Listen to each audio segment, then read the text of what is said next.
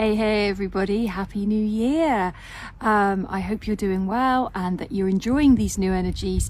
I think moving into the year of fast transformation and just being, no longer doing, moving from head to heart and a swift leap from those energies of the mind through to the soul, and living from a very different platform, operating from a very different energy, using intuition over trying to analyze.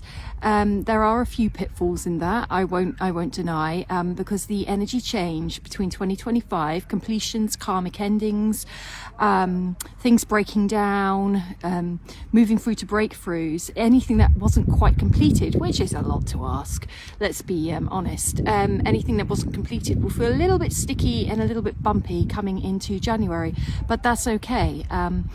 It's the healing never ends, but there's something about no longer having to spend all your time doing the healing and pulling things to pieces and stripping things down and working everything out. We're now going into literally a very rapid movement of energy where we're just getting on with it now. Doesn't mean there won't be more challenges and things to come, but our clarity, our gifts will be different, our understandings, our wisdom will be elevated. It's the year of breaking through illusion, which means how much can we face the truth. So that's where the challenges can come, because we are masters as humans of illusion and delusion, because we believe that it's easier to bear if we kind of cover things up and not face the truth of things. It's more bearable, but we also know that that's not the case. There is nowhere to hide, there is nowhere to go other than to cut through illusion straight through to the truth. And you know, things are either cyclical or they're a straight line. A lot of us take the cyclical route, so we're still getting to the same place as the straight line, we're still getting to the same destination, but it takes longer,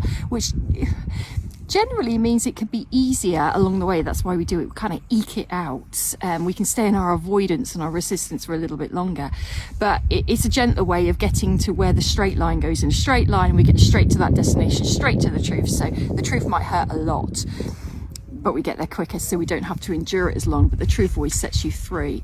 So now we're kind of more leveling up to what our potential is. So we've cut out a lot of the stuff that we've been living in cycles, in purges, in healing, in wounding, and now we're in an energy going forward this year where it's quite fiery, the fire horse, but it's all about freedom, which means no more illusion, cutting out the Maya illusion and going straight for the truth, which saves us a lot of time, because time has actually sped up in many ways. And we are now being asked to fit a lot more in a different way, in a spiritual way, than we were, because on a human societal way we're fitting in too much and we're not having time to breathe and to be, which is what the soul does. The soul will be, the mind is to do. So if you're somebody, for example, who may have a guilt complex if you're not working really hard all of the time, I've been guilty of that, but a guilt complex on that, for example, when you're listening to your intuition now, your intuition will say, of course, just be, because that's where your wisdom can shine through. But when you're go listening to the mind, there's not much wisdom in that, and it's very stressful. So it's leveling up from the human life into the soul life that little bit more. The wisdom, the intuition will never let you down. It's of high emotional intelligence, it's of high spiritual intelligence.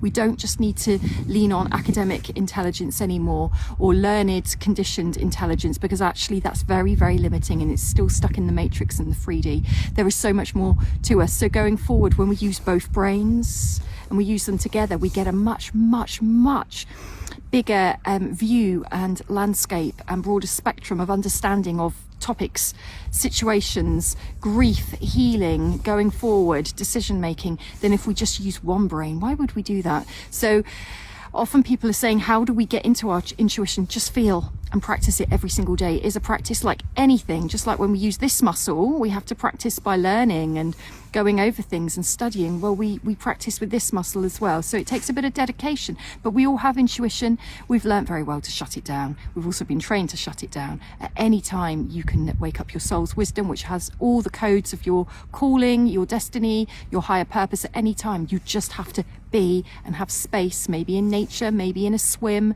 anything you want to do that just gives you calm and time to feel what is my gut feeling about something, and to learn the difference between when it's the mind and when it's the soul. And there are ways of doing that as well. So embrace the energy that's happening. January is going to be a very healing purge, and just be with it. So it can spike anxiety as well, such changes, but we've made it.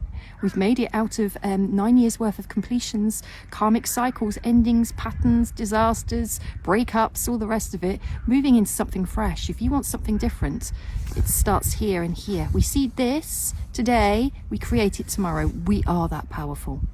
Enjoy.